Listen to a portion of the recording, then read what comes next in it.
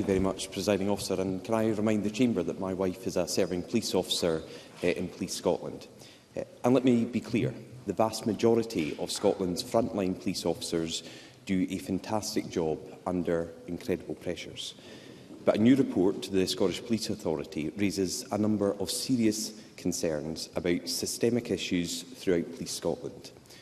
The independent review found, and I quote, first-hand instances of racism, sexism and homophobia. In response, the Chief Constable of Police Scotland, Sir Iain Livingstone, has said this today. It is right for me as Chief Constable to clearly state that institutional racism, sexism, misogyny and discrimination exist. He continued, Police Scotland is institutionally discriminatory and racist. Can I ask the First Minister for his response to the Chief Constable's statement? First Minister. Can I thank Douglas Ross for raising this issue? Can I first and foremost commend Sir Iain Livingstone, the Chief Constable of Police Scotland, for acknowledging institutional racism and indeed misogyny and other discriminatory behaviours within Police Scotland. That is the first step that is required in order to then dismantle those institutional and structural barriers that exist. Douglas Ross was right to put the emphasis on the fact that, of course, this is not an inference on individual police officers who we know put themselves in harm's way to protect us day in and day out. But there is no doubt that institutional racism exists in our society. And I want to take a moment just to say that, as a person of colour, the statement from the Chief Constable is monumental, historic. I remember raising issues around racism in the police force, Strathclyde Police as it was back then, when I was stopped and searched over a dozen times as a young boy, whether it was in my car or walking with my friends in the street or in airports at the time. And so the acknowledgement from the Chief Constable is very welcome indeed. I hope it also serves as a reminder to all of us that in whatever organisation we belong to, we have a responsibility to also question whether or not the organisations that we lead, certainly this is the case for me in the organisation that I lead, that we examine and reflect on whether we are doing enough to dismantle those barriers, not just of institutional racism, but structural discrimination that exists for many people with a disability or because of their sexual orientation, because they are women, so on and so forth. So I do welcome the statement from the Chief Constable. As the Chief Constable himself has said, having now made that acknowledgement, it's so important we now see action in terms of what can be done to dismantle those barriers. And again, I just end my answer to that particular question by saying that I take my responsibility seriously as First Minister, and I rededicate myself to do everything I can to dismantle those barriers of institutional racism, misogyny, bigotry and discrimination where they exist here in the Scottish Government, and what I can do right across society in that regard. Douglas Ross.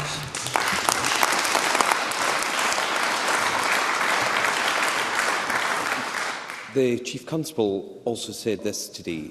When an organisation doesn't have all the necessary policies, processes, practices and systems in place to ensure it doesn't happen, it is an institutional matter. The SPA report also found, and I quote, significant concerns about the absence of effective performance management systems during the first decade of Police Scotland's existence. So the problem here is wider, it is systemic. It starts far away from the front line with the management and the leadership. Does the First Minister agree? And given that he has just rededicated himself to tackling this issue, what urgent action will his government take in response to the SPA report and the Chief Constable's statement today? First Minister. Of course, those in management and leadership positions absolutely have to bear responsibility, particularly where it is organisations that we lead. It is our responsibility to ensure that we examine the evidence, we collate the data, and we come to the conclusion around those structural barriers that exist. That is true for me as First Minister. I'm certain Douglas Ross will be reflecting on the organisation, the political party that he leads as well. So there is an important point for those that are in management or indeed leadership. There is one phrase that is often used by Anna Sarwar. For all our disagreements, there's one phrase that I've always found that he has used that I think captures the issue very well, and that is that this is a fight for us all. I think that's absolutely right. I think although management and leadership absolutely have a role to play, all of us have a role to play in our organisations in order to confront those barriers, reflect on what more we can do to undermine them. I'm committed to working with Police Scotland, but above and beyond that, I want to make sure that all of those organisations that are particularly within the public sector, I want to make sure that we are collecting the data, that we have a view on those structural barriers that exist, and then, of course, work with senior management and leadership right across, particularly the public sector, but I'd also challenge the private sector in this regard too, as I say, to dismantle those barriers that we know have existed and do exist right across our society. Douglas Ross. The SPA review also found outright fear among officers about bringing forward complaints. The report notes at paragraph 5.8, we heard of people being punished for raising issues or concerns. That is so clearly unacceptable, that police officers who are raising these concerns internally were being punished. We must surely all agree that officers should be able to raise legitimate concerns without suffering any consequences. My party has raised these officers' concerns about the broken police complaint system for some time. It is clearly not fit for purpose. So, given the severity of this report to the Police Authority and the Chief Constable's statement, will the First Minister vow to change the current complaint system and the process within the force that has clearly in the past and continues to let down frontline officers who are raising legitimate concerns? First Minister. I think it's a very fair point from Douglas Ross. We are already, of course, taking forward work from the Dame Elise Angelini review and indeed various HMICS reports in this regard. So if there is more work we can do, I absolutely commit to responding to Douglas Ross's challenge and the challenge that others have raised to look at the complaints process. Now, process is one thing. It is, of course, important, so important that we look at having the correct process. But culture, I would say, is equally, if not sometimes even more important. And that's why I think the Chief Constable's statement was so monumental, because what it's demonstrating from the very, very top of the organisation, that culture simply is not acceptable. And of course, that is important, that permeates down right through the ranks. But again, I go back to the point that Douglas Ross makes. Of course, what more we can do in terms of the process in place, I will absolutely look and seek to do.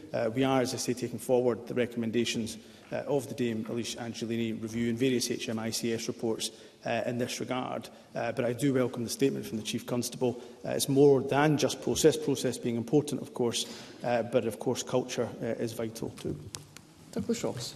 The Dame Angelini report published in 2020, 3 years on, officers are still commenting about a system that is broken. We have been raising this in this chamber for some time, and I think this further report to the SPA and the Chief Constable's statement today makes that an absolutely crucial issue that must be dealt with the utmost urgency. The SPA report also found that frontline pressures have left officers without the time to take part in vital training exercise. It found officers didn't feel that they had time to deal with legitimate complaints and grievances because they were so stretched with their responsibility to maintain public order. The SPA report found, and I quote, "The greatest challenge we heard and observed to driving cultural change within the service was the pressures on frontline resourcing." Unison have said that there is a £74 million shortfall in the policing budget. Now, absolutely none of that excuses discrimination, but it is a serious problem limiting Police Scotland's ability to change its culture and leaving thousands of first-class officers without the resources they need to do their job. So does the First Minister accept that Scotland's police officers are being asked to do too much with too little? First Minister.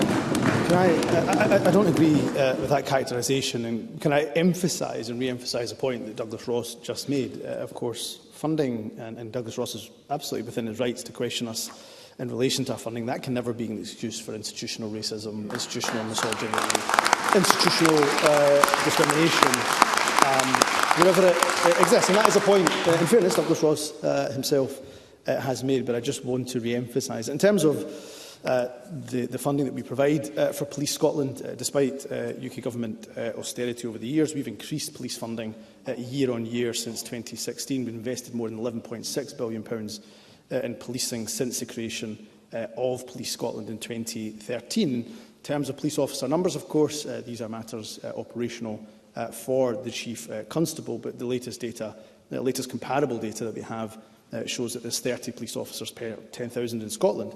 Compares favourably to 24 officers per 10,000 in other parts of the UK and England and in Wales.